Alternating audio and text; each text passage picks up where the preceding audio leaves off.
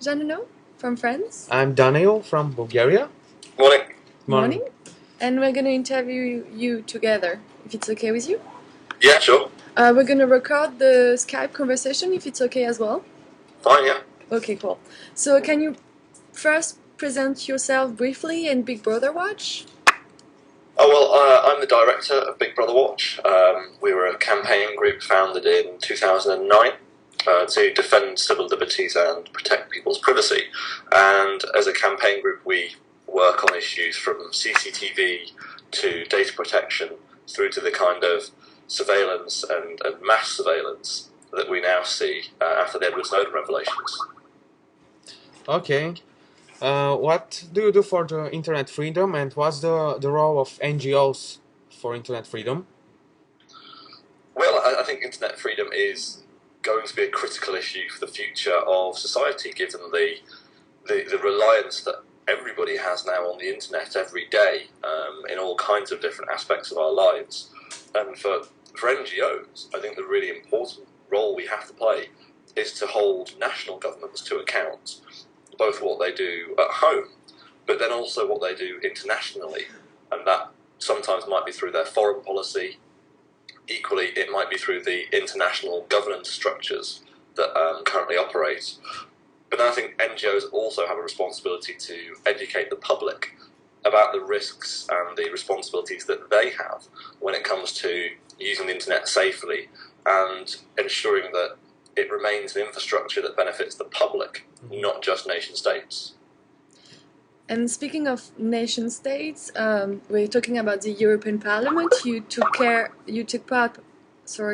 on a conference on Monday about the inquiry on electronic mass surveillance of the European citizen.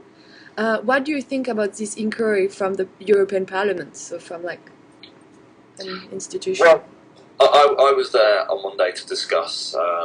We, along with the Open Rights Group, English Pen and Constance Kurtz, have filed legal papers with the European Court of Human Rights alleging that Britain's intelligence agency have infringed Article 8 of the European Convention by indiscriminately collecting huge amounts of data from the fibre optic cables that carry the internet traffic around.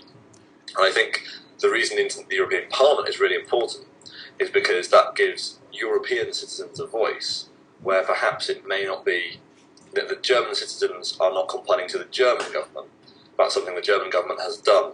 You have this international element where the British government has collected data about European citizens. So I think that European perspective is very important, and I think it's absolutely right that the European Parliament should be investigating this. Okay. Do the lack of internet freedom provides lack of political freedom? Yes, absolutely. I think the reason that we have English Pen, for example, involved in our legal action is because of the link between freedom of expression and privacy.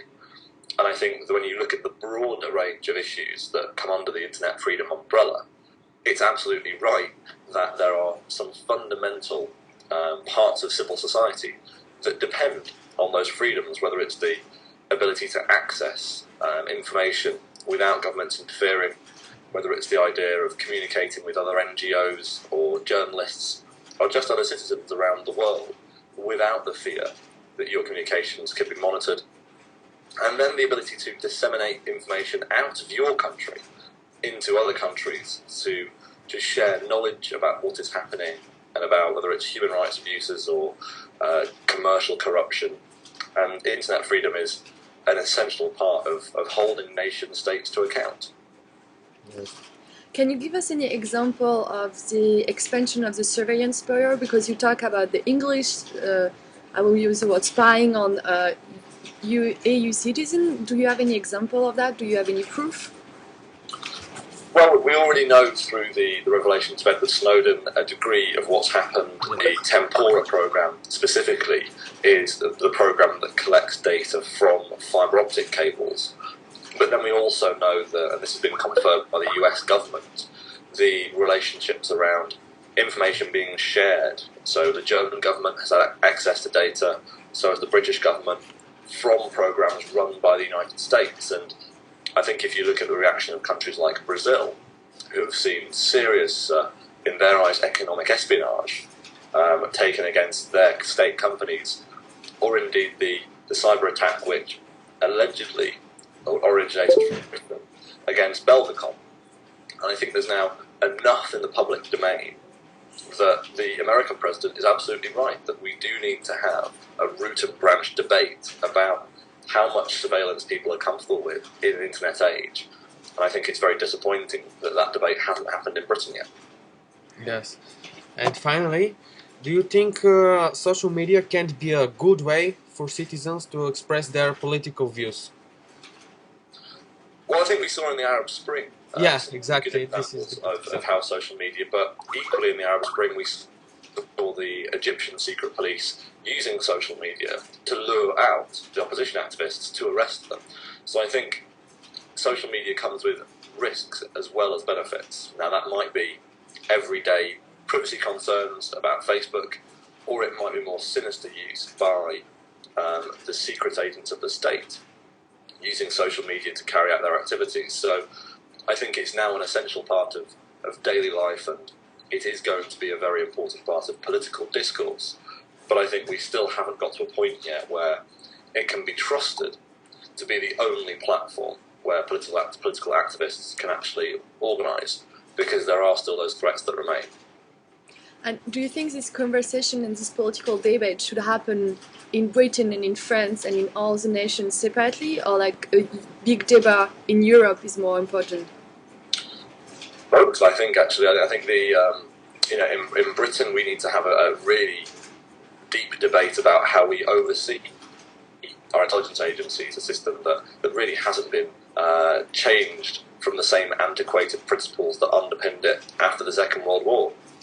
We still don't have judicial oversight. We still don't really have independent oversight. But equally, the way that the digital economy now works means that I don't think any one country can look at this in isolation. And if Britain wants to be a place where companies are going to locate to do business with sensitive intellectual property or sensitive personal information, then we need to have a debate about, globally and within Europe, how we protect that very sensitive information from not just industrial attacks, but nation-state attacks. And that's going to be a critical part of the role of governments. And I think we do need to have a debate across Europe if we are actually going to have a digital single market to enable trade between nations. And do you think this internet freedom debate can change or influence the European election that's going to happen in June? Or do you think it's still too early for this internet freedom debate? I think in parts of Europe you will get influence. I think already Germany, if you look at the way that Scandinavian countries have responded to the Pirate Bay shutdown, for example, I think there will be isolated areas of Europe. And I think that as the internet generation who've been born and grown up with this technology mature into voting citizens, I think it will become a much more important political issue, because you get this coalition, as we're seeing in the US, of the digitally minded young people and the people who may be not as digitally minded but are older and more aware of the importance of protecting freedom. I think when those coalitions come together, you can have a very, very powerful effect, as we saw when the House of Representatives in the US voted and only by a few votes reauthorised the NSA's budget. So I think it will have an increasing impact in decades to come. Yes. So, thank you so much for the interview. Cool. No worries. Thank you very much. When we are finished, we will